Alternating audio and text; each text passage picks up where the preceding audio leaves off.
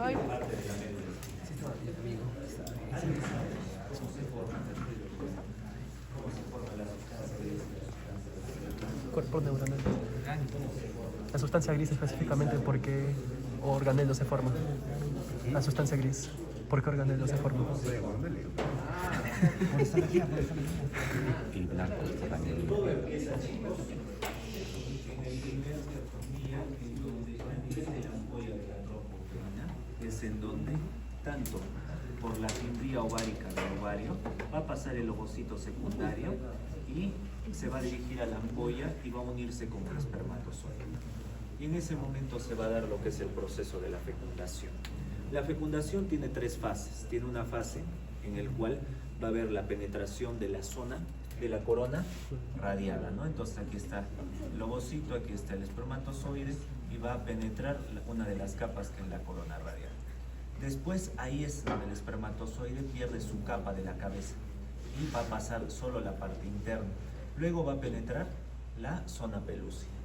Y luego, solamente en la parte del ADN del espermatozoide más el ADN del cromosoma se van a fusionar. A ello se llama fusión de pronúcleos. Entonces son las tres fases que tienen la fecundación para formar lo que se denomina ovocito maduro o lo que se denomina óvulo. Dicho óvulo, ¿a dónde se va a dirigir? Va a pasar por la trompa de falopio y se va a dirigir hacia el segmento del infundíbulo donde se va a unir al útero. Y allí es en donde vamos a tener tres porciones: el fondo uterino, el cuerpo uterino y el cérvix. Es en el fondo uterino, principalmente en el lado izquierdo, en la cara posterior del fondo uterino, donde se va a producir la implantación. La implantación tiene tres fases. ¿Cuáles son las tres fases? Empezamos con la primera fase, que es la de acoplamiento. ¿A qué me refiero? Que el óvulo se va a unir con el endometrio, con la primera capa o la capa más profunda del útero, ¿no es así? Entonces se va a unir y el blastocisto, en este caso, ya se convierte en blastocisto. Más o menos, ¿qué día es? El sexto o séptimo día, ¿no es así? Allí el blastocisto tiene dos capas. Tiene lo que se denomina la masa celular interna y lo que se denomina la masa celular externa. La masa celular interna va a formar al embrioblasto y la masa celular externa va a formar al trofoblasto. El embrioblasto va a formar propiamente al embrión y el trofoblasto va a formar a las estructuras extraembrionales. ¿Ok? Entonces, después viene la segunda fase del acoplamiento, viene la adhesión. El blastocisto, gracias a la membrana, a lo que es la capa celular interna, la masa celular externa, perdón, va a formar dos estructuras que se llaman el sincitotrofoblasto y el citotrofoblasto. El sincitotrofoblasto va a formar las lagunas vasculares y el citotrofoblasto va a formar las vellosidades coriales. Y junto, ellos dos van a formar parte de la nutrición en el embrión, ¿ok? Entonces va a empezar el sincitotrofoblasto a unirse al endometrio, va a empezar a profundizarse y eso se llama la adhesión. Y finalmente viene la implantación propiamente dicho, que es la invasión. ¿Qué me refiero a la invasión? Cuando ya el sincitotrofoblasto va a estar en la parte interna, igual el citotrofoblasto, y van a haber las dos estructuras que van a empezar a formarse del embrioblasto, lo que se denomina el hipoblasto y el epiblasto, a lo que más o menos está en la segunda semana, porque esta es la primera semana. La segunda semana donde se forma la capa bilaminar. Estas son las dos capas bilaminares, que es el hipoblasto y el epiblasto. El hipoblasto, ¿qué va a formar? El saco vitelino y la membrana exocelómica, que también van a dirigirse para la nutrición. Y el epiblasto va a formar el ectodermo, el mesodermo y el endodermo. ¿A qué me refiero con ello? A la tercera semana o el disco trilaminar. Ello más o menos es. Entonces, si nosotros lo valoramos desde esa manera, ya tenemos el esquema inicial de cómo se va a formar la parte neurológica, porque en la tercera semana, más o menos en la semana 21, en el día 21, 23, es en donde se empieza a formar el ectodermo neural. El ectodermo neural está relacionado con la parte dorsomedial de la estructura del embrión, ¿ok? Entonces, en la estructura del embrión, propiamente, en la parte dorsomedial, se va a encontrar una estructura que se llama notocorda. La notocorda va a tener somitas. ¿Qué son los somitas? Son las células madres. Y en el sistema nervioso se denomina neuroblasto. En el sistema, por ejemplo, óseo, ¿cómo se denomina? Osteoblasto. Perfecto. Esos somitas, esas células, van a empezar a distribuirse en la parte más superior y como también en la parte más inferior. Y es en ese momento en donde van a formar dos pliegues o dos placas, que es la placa neural, ¿no? En la placa neural. Cuando se va a engrosar más, se va a convertir en pliegue neural. Y al engrosarse más y haber más células neuroblásticas, va a formar lo que se denomina la cresta neural. Y como se va a separar los pliegues neurales, va a formar un espacio que se llama neuroporo anterior, porque está en la parte anterior o superior. Y en la parte inferior pasa igual y se forma el neuroporo posterior. Diferencia el cierre en el 25º día y el 28º día, 3 días más, ¿no? Hasta ahí es la formación de lo que se denomina el tubo neural. El tubo neural tiene dos partes, uno que es un tubo neural cefálico y un tubo neural caudal. El cefálico está relacionado con la formación de las vesículas cerebrales primarias, ¿ok? Y el caudal está relacionado con la formación de la médula espinal. Entonces, lo que nosotros tenemos que valorar es la formación de la médula espinal, hasta allí. Entonces, vamos a colocarlo de esta manera para que lo entiendan. Aquí tenemos lo que son los neuroblastos, en el cual van a empezar a proliferarse hacia la parte externa. Y allí van a empezar a formar una capa que va a tener... ¿Cuál es la diferencia del neuroblasto con estas neuronas? Que su núcleo va a ser mucho más grande y van a empezar a formarse dendritas, ¿no? Las terminaciones de asociación entre neurona y neurona. A eso se llama cuerpo neuronal. Y el cuerpo neuronal, ¿qué cosa es? Es sustancia gris. Esta capa se va a llamar zona del manto, que viene a ser la sustancia gris de la médula espinal. Y después vamos a tener los cuerpos neuronales, más o menos en la 5ª semana, 6ª semana, van a empezar a formar sus axones, que son los axones primarios o ya maduros. Y ahí se forma una tercera capa que se llama la zona marginal. Y la zona marginal viene a ser propiamente la sustancia blanca. Y es allí en donde se forma la estructura de una médula espinal. ¿Ok? Pero ¿qué más tenemos? Estos axones todavía no van a tener mielina.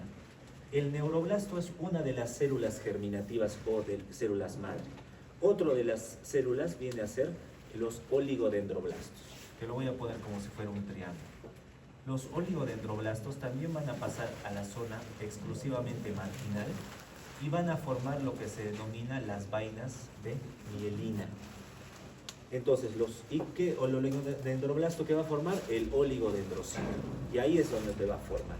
Pero en la zona periférica, ¿quién lo va a formar? Las células de Schwann. ¿Y quién lo forma? Las células de Schwann, la cresta neural. Forma la célula de Schwann, forma las neuronas o los neuroblastos autonómicos, forma las células para la formación de las meninges, ¿no? Forma las células para los nervios periféricos. ¿Ok? Entonces, aparte de esta segunda neurona, viene una tercera neurona que se llama astroblasto, que va a formar los astrocitos tanto para la zona del manto y para la zona marginal. Los astrocitos protoplasmáticos y fibrosos, ¿cuál es su función? Sostén y nutrición vascular. Por eso va a nutrir tanto a la sustancia gris como a la sustancia blanca. ¿Ok? Y ahí está toda la conformación. Por consiguiente, es lo que está en el dibujo. La sustancia gris está en el medio, que viene a ser la zona del manto. Y lo que está en la parte externa es la zona marginal, que es la sustancia blanca, que son los axones. La sustancia gris son los cuerpos. ¿Ok? Eso es la primera parte que ustedes tienen que entender. Pero en esta zona, en la parte media, hay un espacio que va a formar parte del conducto ependimario y que va a estar dividido por una membrana que se llama la membrana limitante externa. La membrana limitante en la médula espinal, vamos a ver que va a dividirlo en dos. Una porción que es dorsal, que se llama pars alar o pars dorsal, y una porción que es anterior, que es pars basal, pars ventral o anterior, ¿no? Y este es posterior. ¿Por qué motivo? Porque va a dividir la función celular de los cuerpos neuronales y de los axones. ¿Ok?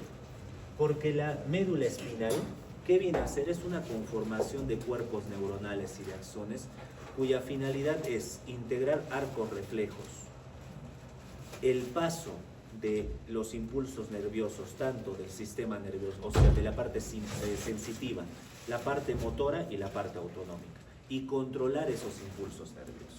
¿Ok? Esa es la definición neuroanatómica de la médula espinal. Y por consiguiente, la pars alar o la pars dorsal tiene una función netamente sensitiva y la pars basal o ventral o anterior tiene una función de tipo motora. ¿Quién lo divide? El surco limitante. Y eso lo van a ver más en tronco encefálico, porque cuando nosotros estudiemos bulbo raquídeo, protuberancia y mesencéfalo, se va a dividir en dos porciones que se llama porción del piso o porción basal, y el otro es porción del techo, tectum o tegmento, ¿no es así? ¿Y por qué se da eso? Porque la porción basal en la parte media, embriológicamente, va a dar un espacio, una porción media que se llama la porción del piso, del suelo o la porción basal. Y en la parte posterior va a dar la porción del techo, tectum o tegmento.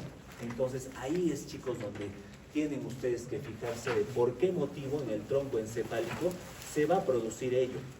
Es por este motivo, ¿ok? Entonces, hasta ahí ya tenemos la parte introductoria de lo que es la médula espinal, su configuración interna, y ahora vamos a pasar a explicar qué es lo que va a encontrarse dentro. Lo primero, en la sustancia gris, que son los cuerpos neuronales, vamos a tener tres zonas específicamente en la sustancia gris, ¿ok? ¿Cuáles son las tres zonas? Lo que se denomina astas, cuernos o columnas. Tenemos una asta que es posterior, ¿no? Y luego tenemos una zona intermedia que se llama comisura gris. Y luego tenemos una zona anterior, una zona posterior, una zona intermedia y una zona anterior. ¿Ok? Ustedes saben que la zona posterior es una zona sensitiva, ¿no es así? Por lo que ya hemos visto. La parte del asta anterior es una zona motora. Pero hay algo más, tenemos que darle otro nombre más. De tipo somático. ¿A qué me refiero de tipo somático? ¿Alguien sabe? ¿Alguien sabe por qué se le dice de tipo somático?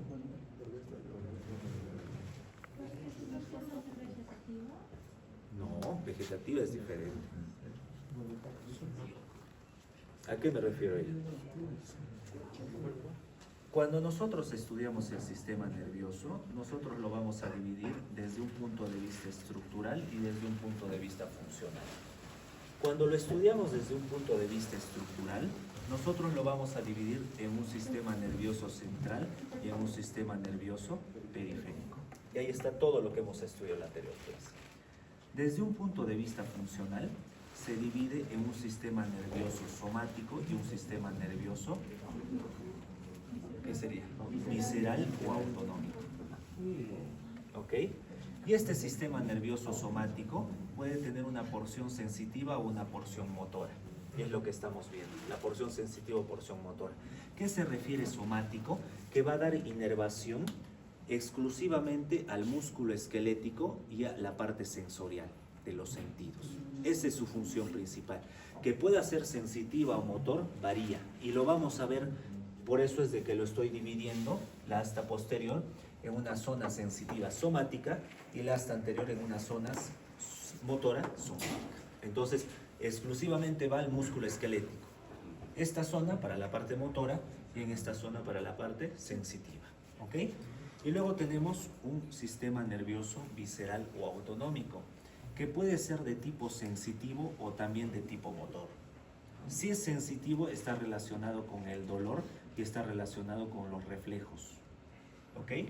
Y es motor cuando puede ser un sistema nervioso simpático, un sistema nervioso parasimpático o un sistema nervioso entérico.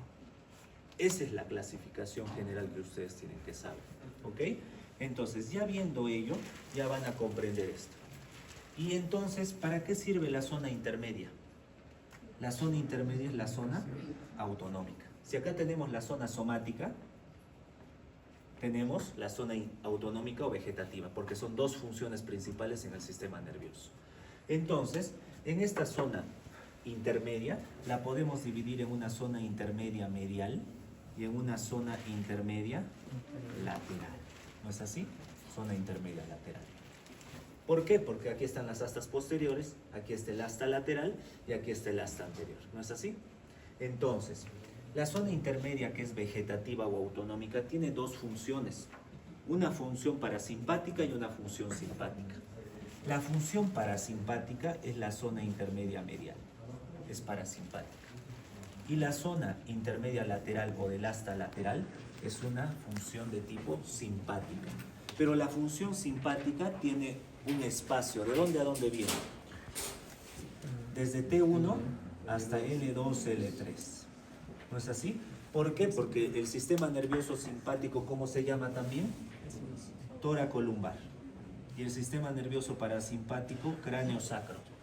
Por eso es de que el tipo parasimpático va a estar más asociado en la zona cervical y en la zona sacra. ¿Ok? Eso es importante que lo sepan. Entonces, ya saben cuál es su función. Saben qué es lo que significa cada uno de ellos. Ahora vamos a poder caracterizarlos y darles los núcleos que corresponden. Pero esa caracterización la vamos a tomar desde un punto de vista antiguo y desde un punto de vista actual. El antiguo está relacionado solo con núcleos, que algunos libros lo refieren, y el otro está relacionado con las láminas de Brian Rexed. Diferencia antes de 1952, antes y después, ¿ok? Antes de la Segunda Guerra Mundial. Entonces, vamos primero con la parte antigua. Ya sabemos ya las vías. Empezamos entonces con la parte del asta. El asta posterior se va a dividir en tres. Lo que es la cabeza, el cuello y la base. Y el asta anterior se va a dividir solo en cabeza y base. Y la zona intermedia se va a dividir en una zona intermedia posterior o sensitiva y en una zona intermedia anterior o motor, que va a ser parasimpática, sí, para ambos casos. En la cabeza, ¿qué núcleos nosotros tenemos? Tenemos nosotros tres núcleos y es en ahí en donde va a entrar aquí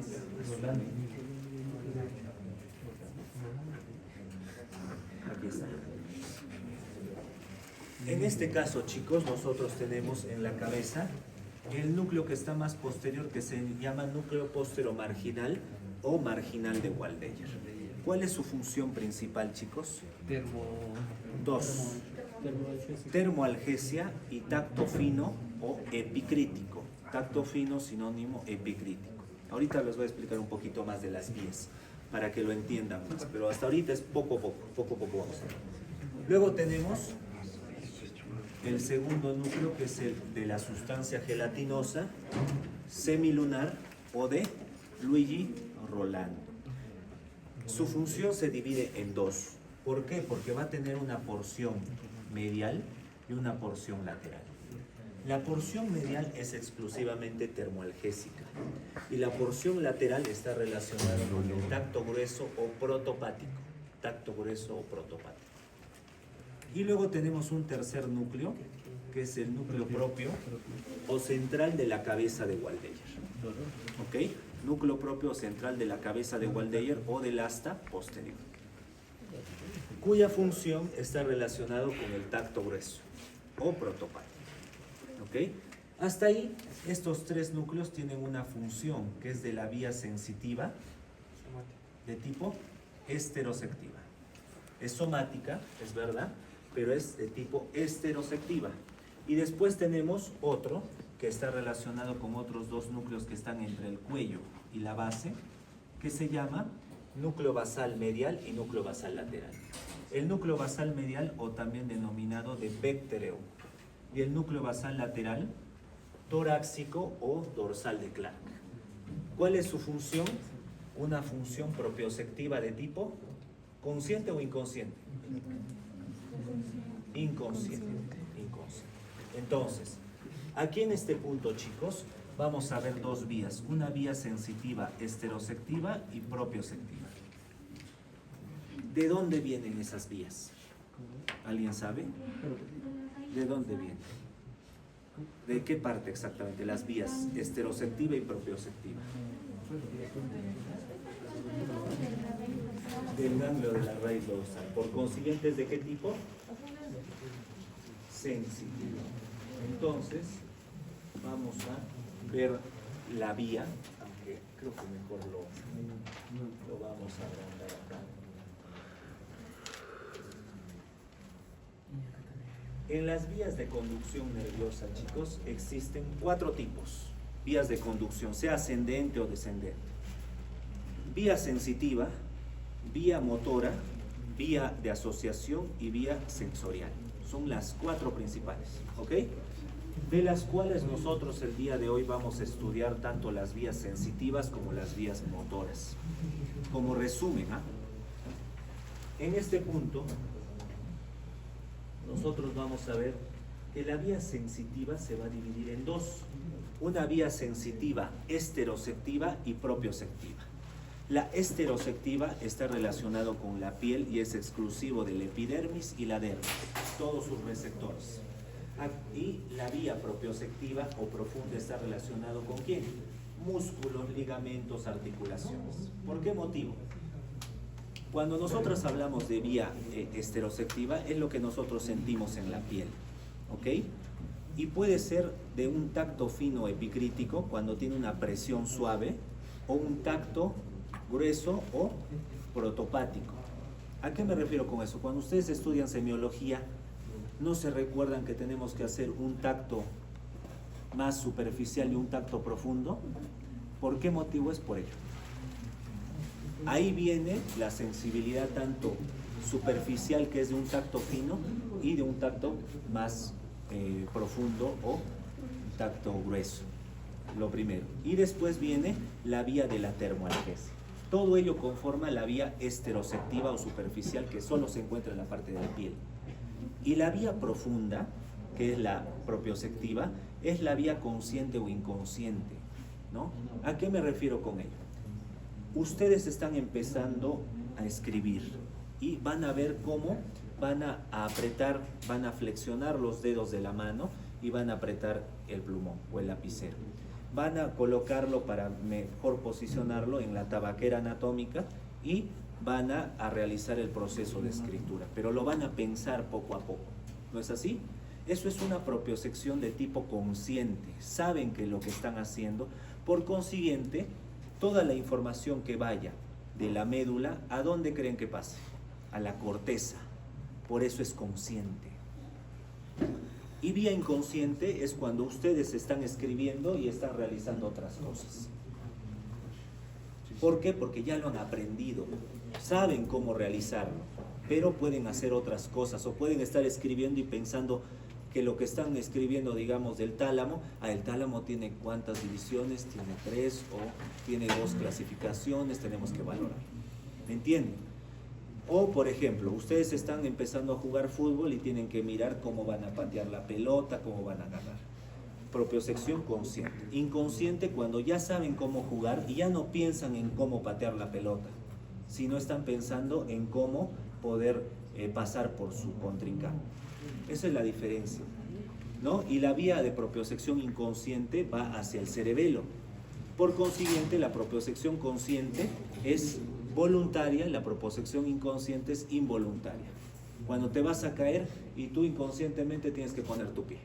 Esa es propiocepción inconsciente. Consciente es cuando te vas a caer, pero pones tu mano y ya no te vas a caer. Consciente. Entonces, más o menos ese es en general. Y todo ello es vía sensitiva, chicos. Y la vía motora se divide en dos. ¿Cuál creen que sea la vía motora? La vía piramidal y la vía extrapiramidal. La vía piramidal, movimientos voluntarios, vía extrapiramidal, movimientos involuntarios. Así de sencillo.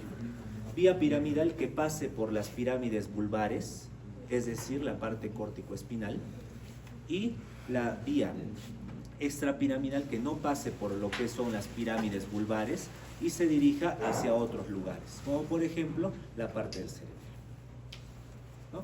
Entonces ahí es en donde nosotros vamos a dividirlo, por ejemplo, la vía piramidal en vía córtico-espinal, que es lo principal que vamos a ver, o córtico-nuclear, que es parte de los pares, de los nervios. ¿Ok? Y la vía extrapiramidal, que puede ser primaria o secundaria, dependiendo de lo que vayamos a ver. Entonces, ya habiendo visto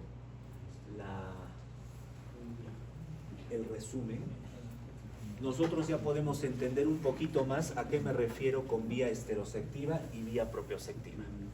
Entonces ya van a comprender de mejor manera cuál es su función de estos núcleos. Si yo les digo que el núcleo gelatinoso o de Luigi Rolando, que es el segundo de aquí, en su porción medial es termoalgésica, ¿es de la vía sensitiva estereoceptiva o no? Sí, porque tenía tres: tacto fino, tacto grueso y termoalgésico. Por consiguiente, vía estereoceptiva o superficial, de la piel. Si yo les pregunto del basal medial o del basal lateral y es propioceptivo, ¿consciente o inconsciente? Inconsciente. Entonces nosotros no pensamos antes de actuar o reconocer algo. Porque ¿qué significa propiocepción? Reconocimiento de una parte de nuestro cuerpo. Eso es propiocepción. ¿Ok? Perfecto. Y que puede tener 5 tipos la propiocepción. Podemos reconocer la vibración de los objetos, podemos reconocer con el tacto fino o epicrítico las cosas, pero es vía propiocepción. Podemos reconocer el peso del objeto, podemos reconocer el tipo de objeto y podemos discriminar 2 puntos de nuestro cuerpo. Esa es la vía propioceptiva. ¿Ok? Perfecto. Entonces, hasta ahí ya están los 5 núcleos del asta posterior. Ahora nos vamos al asta anterior, que es la vía motora.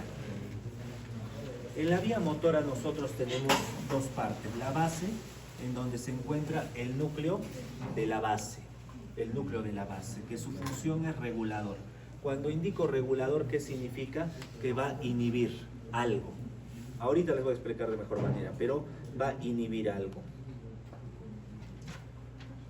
Lo siguiente es en la cabeza, que miren, vamos a ver en ahí un poquito, fíjense la ubicación de los núcleos porque va a cambiar en la vía actual. Cuando nosotros tenemos aquí, va a haber 4 núcleos. ¿Ok? Obviamente estos son los anteriores, los posteriores, laterales y mediales. ¿Ok? Aquí en esta zona de la parte, por ejemplo, de la parte lateral, es la parte apendicular de los miembros. La parte medial es la parte axial. La parte posterior es la parte de los flexores y la parte anterior es la parte de los extensores. Entonces, si uno indica, por ejemplo, ¿no?, está queriendo tocar el plumón, pero nosotros empezamos con la vía sensitiva, propioceptiva, de tipo consciente, porque estamos queriendo agarrar el plumón, va a mandar esa vía todo el estímulo hacia la parte de la corteza. ¿Hacia qué parte? La postrolándica, que es la sensitiva primaria 312. ¿No es así? El área o el giro. De allí, de la parte sensitiva, va a pasar, va a decir, ah, no, estamos sintiendo, pero queremos mover nuestros dedos, empezamos a sentir, estamos en el tacto fino. Luego pasa la vía motora, que es la prerolándica, o el área 4 de Brodmann. Allí es en donde va a mandar el estímulo ya descendente, porque ascendente es sensitivo, descendente, va a pasar por las vías de regulación, y que puede ser el tálamo, entre otros, y luego a la final, ¿a dónde va a pasar? A la parte del tronco encefálico y luego a la parte de la médula espinal. Y en la médula espinal te va a decir, quiero flexionar mis dedos. ¿Qué es lo que voy a hacer? Flexión, voy a activar el núcleo posterolateral. ¿Por qué? Porque voy a flexionar la parte apendicular, que es los miembros. Los miembros. ¿Ok? Entonces, eso es toda la vía que uno va a tener para poder realizar algo. ¿Me entienden? Entonces, si saben ello, van a saber todo en general, de la parte movimiento, etc. Entonces, ya sabemos cómo se forma la médula espinal, su sustancia gris, sustancia blanca. Sabemos cuál es su función. Sabemos de la sustancia gris cuáles son sus partes. Y sabemos los núcleos. Y obviamente su función, ¿verdad? Entonces, ¿hasta ahí tienen, chicos, alguna pregunta? ¿Alguna pregunta tienen ustedes hasta ahí? Existe otro núcleo que es el núcleo central del asta anterior, cuya función es regular, es decir, inhibir. Por ejemplo, si yo estoy activando el flexor apendicular, ¿a quién tiene que inhibir? Al extensor apendicular. Esa es su función, chicos. Así de sencillo. Por eso, centro regulador, recuérdense que es inhibición. Inhibición. ¿Ok? Perfecto. Entonces, hasta ahí es el resumen de sustancia gris, chicos. Pero en la parte antigua y en la parte actual, ¿a qué tendríamos? A las láminas de Rexer. Entonces, en las láminas de Rexer, nosotros vamos a ver...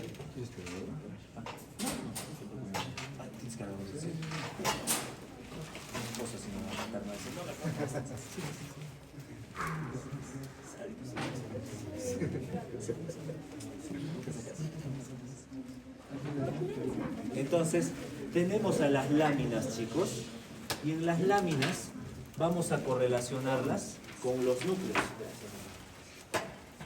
La lámina 1, ¿con quién creen que se relaciona? Con el núcleo póstero-marginal o marginal de Waldeyer. Perfecto. La lámina 2. Con la sustancia gelatinosa, ¿no? O de Luigi Roland. La lámina, el núcleo propio, ¿con qué láminas? 3 y 4. 3 y 4, chicos. Por eso en el dibujo, el núcleo propio tenía mayor espacio. 3 y 4. Y la lámina 5 y 6, ¿con qué núcleos? La basal medial y la basal lateral. Basal medial y basal lateral. Hasta ahí las 6 láminas, pero después ahí se complica un poquito porque descubrieron 4 núcleos más en la zona intermedia. Y en esa zona intermedia nosotros vamos a tener los 4 núcleos. El núcleo que está más cerca a la parte medial, este núcleo de aquí, ¿qué núcleo es? Es el núcleo intermedio medial. ¿Cómo se llama ese núcleo intermedio medial?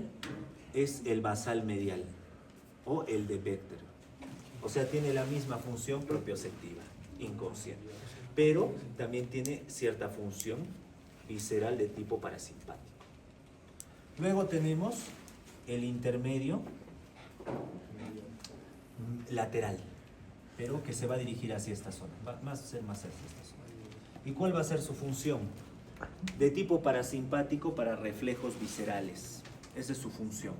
Después tenemos un tercer nervio que es de tipo simpático. Y si es de tipo simpático, ¿va a estar en la zona intermedia medial o en la lateral? En la lateral. Por consiguiente se llama autonómico simpático. Va a tener todas las funciones de la vía simpática. Y luego tenemos un cuarto que es el autonómico sacro, cuya función va a ser de tipo parasimpático. De tipo parasimpático, ¿no? Entonces, ¿qué va a hacer, por ejemplo? Contraer el detrusor para la orina, para orinar. Entonces, Para tarea en casa tienen que saber las diferencias entre la parte simpática y parasimpática. ¿Cuál produce miosis? ¿Cuál produce midriasis? ¿Cuál produce mayor peristalsis? ¿Cuál menor? ¿Cuál produce broncodilatación? ¿Cuál produce broncoconstricción? Vasodilatación, vasoconstricción. Esa es su tarea para la casa. ¿Ok? Porque quiero que sepan la diferencia entre simpático y parasimpático. Entonces, eso es lo que está pasando, chicos, aquí, y esto se llama lámina 7. Y la lámina 7 tiene esos 4 núcleos. Y luego viene la lámina 8, y miren ustedes que ahí hay un cambio. En la parte medial hay una lámina, a la lámina 8, es como algo blanco, ¿no? Que no había en la parte antigua, ¿no? De frente iba a los 4 núcleos. No. Ahora la parte medial se llama lámina 8, y ese núcleo es un centro regulador. ¿Y a quién les hace recordar? Al núcleo de la base del asta anterior. Ello se ha convertido en la zona medial. Y la zona lateral es la lámina 9, que son los 4 núcleos motores. ¿Me entienden? Y luego viene la lámina 10. ¿Cuál es la lámina 10? El centro donde está el conducto ependimario. ¿Dónde está? En la parte media, aquí. Toda esta zona de acá del medio es la lámina 10. ¿Ok? Entonces, eso es más o menos el resumen, chicos, de la sustancia gris que ustedes tienen que saber para poder entender cualquier tipo de función, sea de tipo somática, sensitiva o motora, o de tipo visceral, porque son las dos funciones que les he dicho que existen en el sistema nervioso. Entonces, para eso tienen que primero empezar a aprender generalidades para luego entender todo lo que les he explicado, pero lo hemos resumido aquí. ¿Ok? Hasta ahí, chicos, ¿tienen alguna pregunta ustedes? ¿Tienen alguna pregunta? Perfecto. Entonces,